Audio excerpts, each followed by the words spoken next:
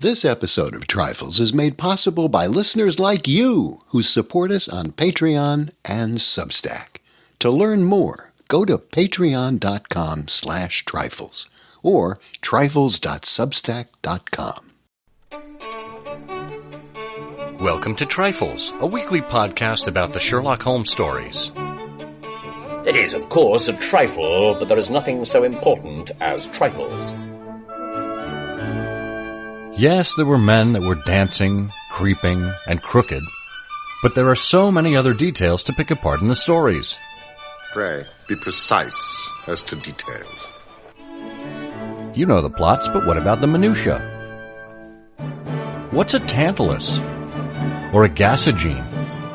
And what's the difference between a hansom cab and a four-wheeler? You are very inquisitive, Mr. Holmes. It is my business to know what other people don't know. Scott Monty and Bert Wolder will have the answers to these questions and more in Trifles. The game's afoot. Episode 452, The Stonor Case. Hello and welcome to Trifles, the Sherlock Holmes podcast where we get into the details in the Sherlock Holmes stories. I'm Scott Monty. I'm Bert Wolder. And Bert, are you stone cold sober? Yes, I'm Helen Stoner sober. She was a stoner, you know. Yeah. Oh, poor Helen. Poor Julia. Julia. I know, those sisters. This is another installment in our monthly series we're doing here in Season 9 about the apocrypha of Sherlock Holmes. That is, stories that are not included in the original 60 stories, but do have some kind of impact on us. We're working our way through, I think there are 8 different items here from the Sherlock Holmes reference library, the apocrypha of Sherlock Holmes. And in this case, well, you'll recognize the alternative title for this dramatization. It's a play. It was originally called The Speckled Band. And it was based on, you're never going to believe it, The Speckled Band. What are the odds? Wasn't it originally called the Stonor Case? I don't have this backwards. Well, let's start investigating that immediately after this little bit of housekeeping. Just wanted to remind you, folks, that you can support the show for as little as $1 a month on Patreon or Substack. Your support gives you the ability to listen to the show ad-free, and it also automatically enters you for a drawing at the end of every month for a free back issue of the Baker Street Journal. This is one of those times, so stay tuned after the discussion about this piece of scholarship or this dramatization, and we will have that drawing for you to see if you are one of the lucky winners. But if you support us, it makes the show possible, from all of our hosting costs and email and research and everything that goes into producing a quality program like this with a capital K. That's what you allow us to do. So thank you for that in advance, and check it out at trifles.substack.com or patreon.com/trifles. We have links in the show notes, as well as links to some material related to today's topic.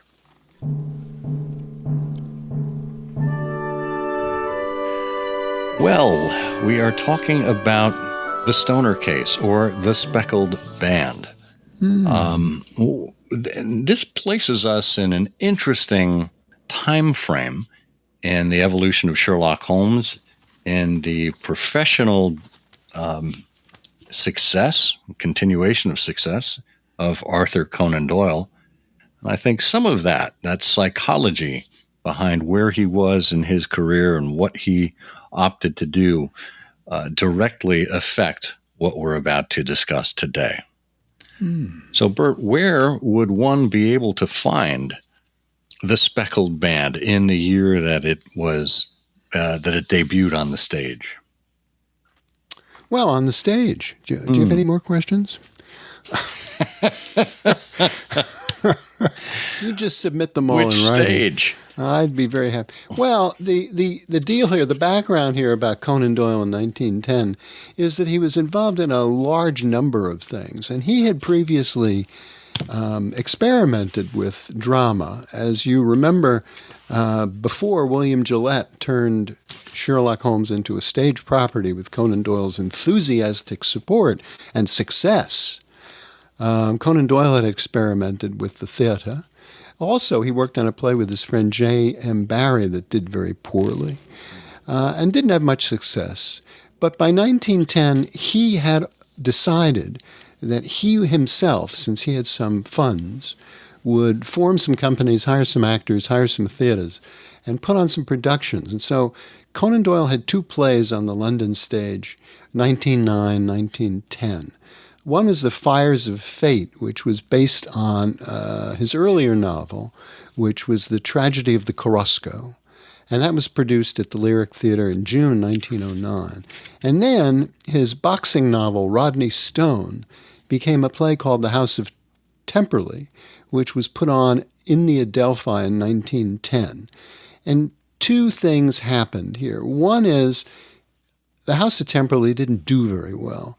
It was Rodney Stone is about bare-knuckle boxing, and this was sort of a risque sport at the time. And it opened, to a very popular house, full house, but the audience sort of declined, and it was slightly criticized, I think, as being nothing more than a series of boxing matches.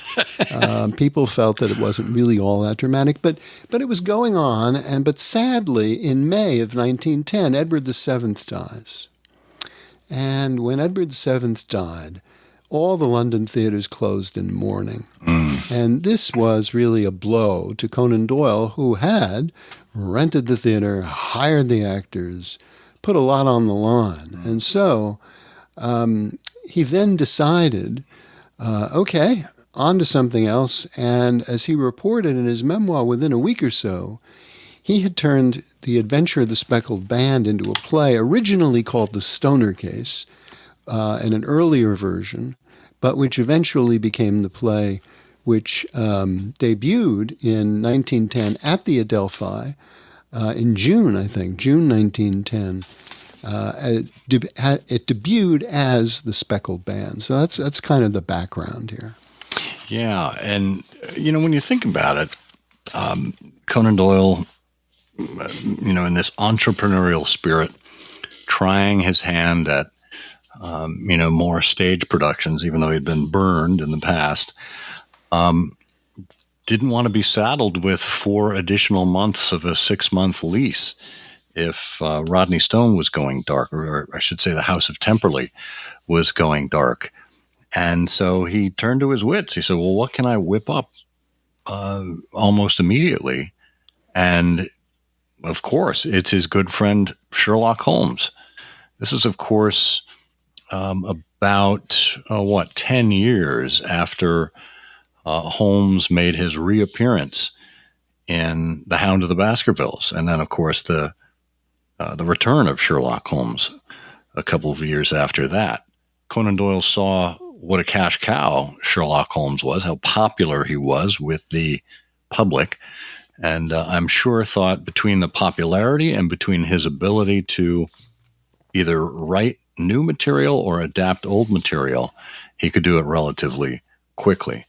And of course, he also saw the remarkable success of William Gillette on stage, which you had mentioned. Gillette's play, Sherlock Holmes, debuted in 1899 with Conan Doyle's full support, and Gillette toured for many years with that play.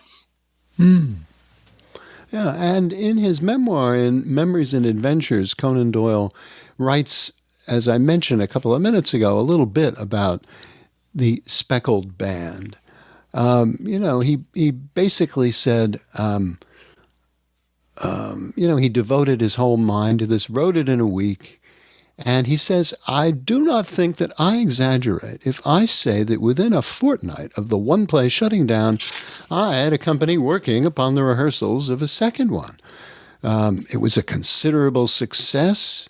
The actor who played Dr. Grimesby Rylott, not Roylott, Lynn Harding, was most masterful, although he, as we'll say probably in a few minutes, he and Conan Doyle had some friction there. But Saintsbury, H.J. Saintsbury, who played Sherlock Holmes, was also very good. But the play was really not a Sherlock Holmes play. You know, Holmes is obviously a major character, but he's not on stage as the curtain rises. You know, there's a lot more going on here. But Conan Doyle says before the end of the run, I'd cleared off all that I'd lost upon the other play, and I had created a permanent property of some value. It became a stock piece and is even now touring the country. You know, and this is 1917. You know, so he's sort of remembering this from 7 years later. Yeah. And he talks about the play, about the snake that was in the title role, and well, I'm sure we're going to be talking more about that. Yeah. Yeah, and this play, it in that first iteration, ran for a little over a year, 1910 to 1911. And then had a number of other productions as it traveled about over, the next 17 years. It was mounted multiple times, not all in succession, but as far in the future as 1921, 1922, and 1927. In the Royal Theatre. So it became, again, with the combination of this and Gillette's success on stage, it just became a wonderful piece. Now, let's talk a little bit about the initial cast. The initial cast includes, as you mentioned, H.A. Saintsbury as Sherlock Holmes. Now, H.A. Saintsbury, Harry Arthur Saintsbury, was born in 1869, died in 1939, actor and a playwright, and he was an early mentor of one Charlie Chaplin. And there's an interesting connection here because Chaplin, of course, went on to play Billy in one version of the Gillette production.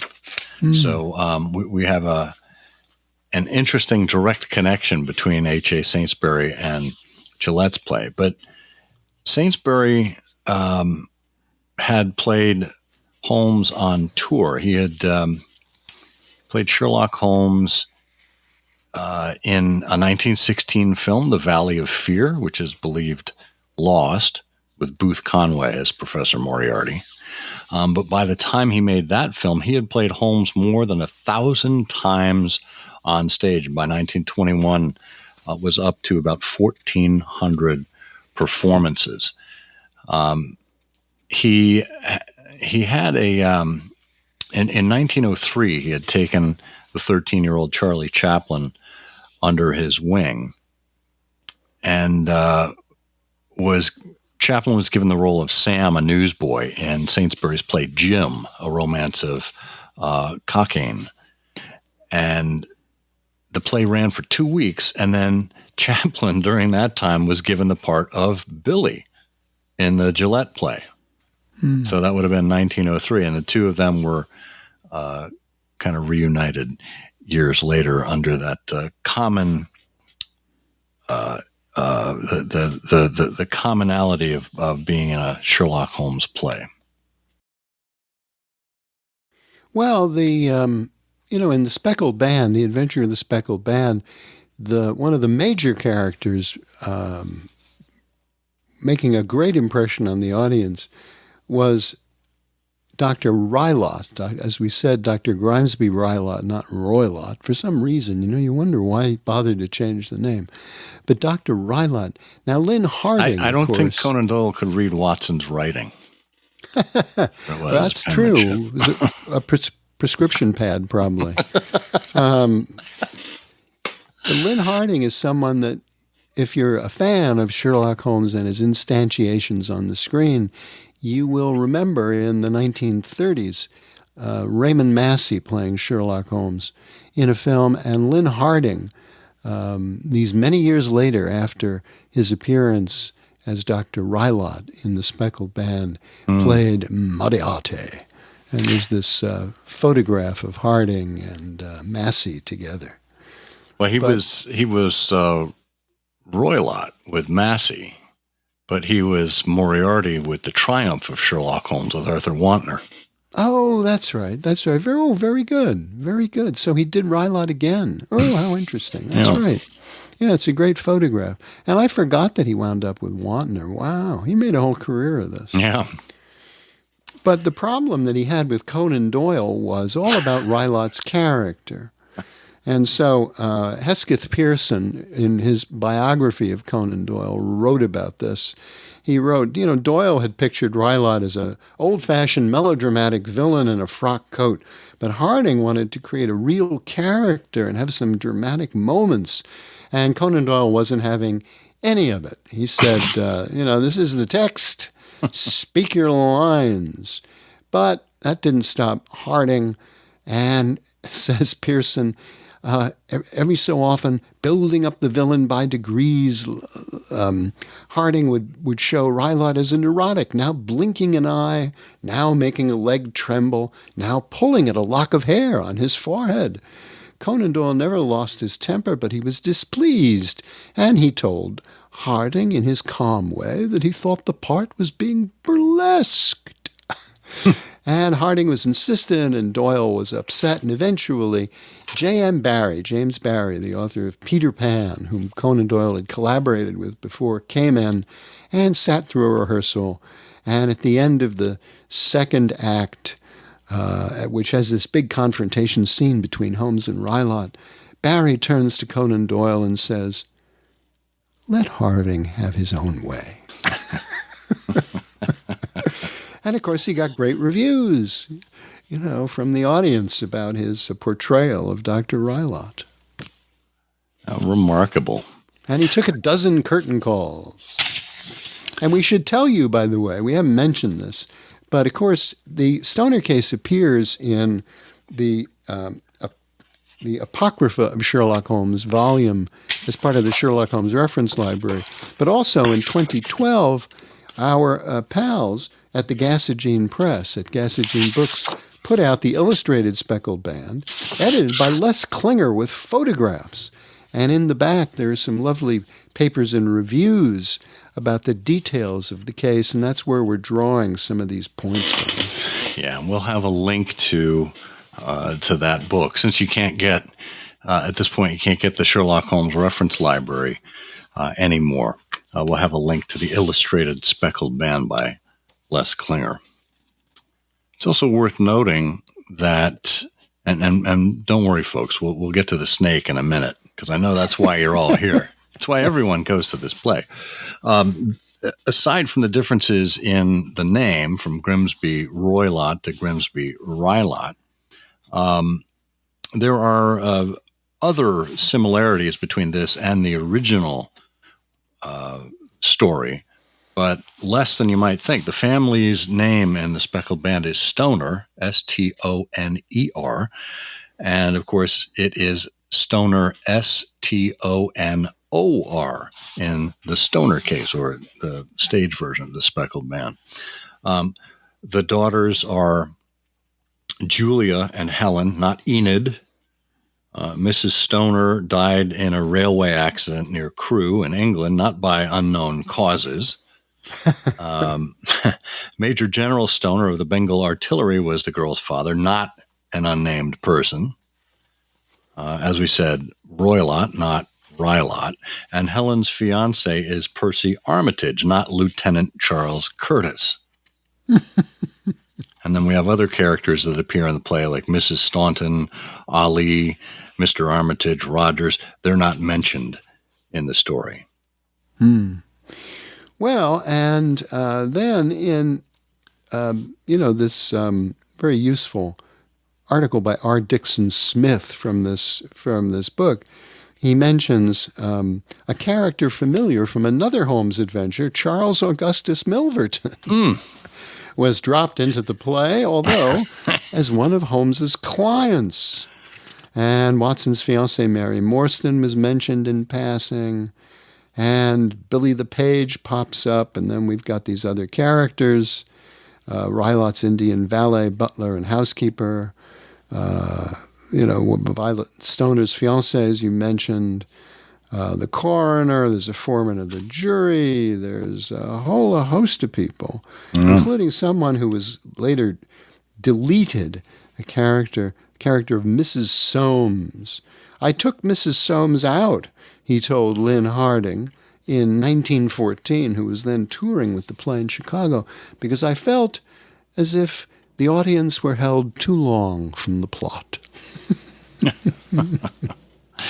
And maybe he realized at that point that he was borrowing even more names from the previous Sherlock Holmes canon.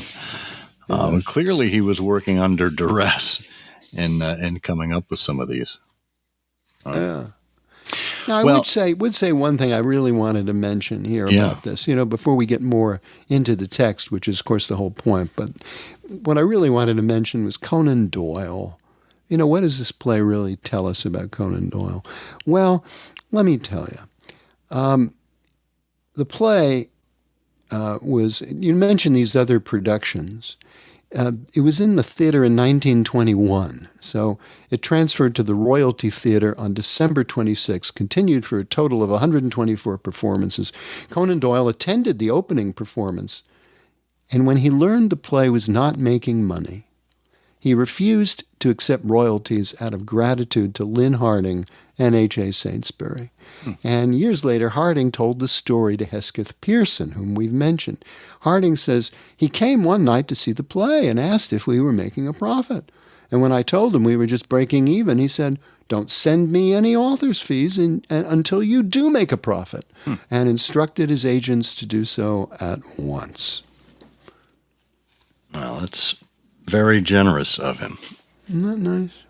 Of course, he could afford it, given how his Sherlock Holmes stories had performed, as well as his other wonderful successes on his speaking tours and his other publications and his burgeoning seance business.